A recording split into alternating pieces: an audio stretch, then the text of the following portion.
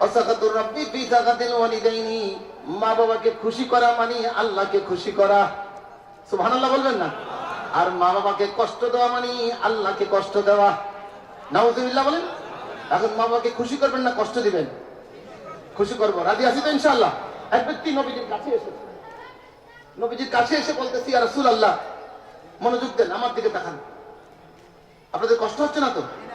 নবীজির কাছে এসে বলতেছে, ইয়া রাসূলুল্লাহ, আমি আপনার সাথে হিজরত করতে চাই। সুবহানাল্লাহ বলবেন না? নবীর সাথে থাকা, নবীর সাথে হিজরত করা, এটা বড় নসিবের বিষয় না? নবী কোথায় যাবে? নবীর সাথে যাবে। নবী যেখানে যেখানে যাবে নবীর সাথে সেখানে সেখানে যাবে। এসে বলতেছে, ইয়া রাসূলুল্লাহ, আমি আপনার সাথে হিজরত করতে চাই এবং যুদ্ধ জিহাদে অংশগ্রহণ করতে চাই। আমার নবীজি বললেন, নবীজি তো রোগ চিনতেন, কার কি রোগ আছে বোঝেন তো। আমরা তো অন্তরের ভিতরে দেখি না, দেখি? কথা কয় না, দেখি?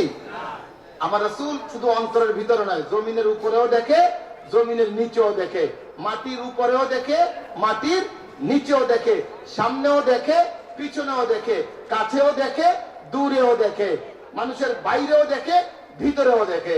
জোরে কর না সুবহানাল্লাহ। কেমন নবীর উম্মত আপনি একটু চিন্তা করছেন? আপনি আমি কেমন নবীর উম্মত হতে পেরেছি? ওই নবীর শানেও বেয়াদবি করা যাবে না। বেয়াদবি করলে ঈমান শেষ, বেয়াদবি করলে কি শেষ? হাজার ভালো কাজ করেছেন। শয়তান প্রথম আসমান, দ্বিতীয়, তৃতীয়, চতুর্থ, পঞ্চম, ষষ্ঠ, সপ্তম আসমানে ইবাদত করেছে, সব জায়গায়, জমিনের সব জায়গায় ইবাদত করেছে। বেয়াদবি করেছে কয়টা?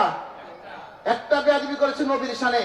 আদমকে আমি সিজদা করব না, আল্লাহকে উসজুদু লি আদম ফাসাজাদু, সবাই সিজদা করলো ইল্লা ইবলিস, সে দাঁড়িয়ে থাকলো, আমি সিজদা করব না। আবা ইস্তাকবারা ওয়া কানা মিনাল কাফিরিন।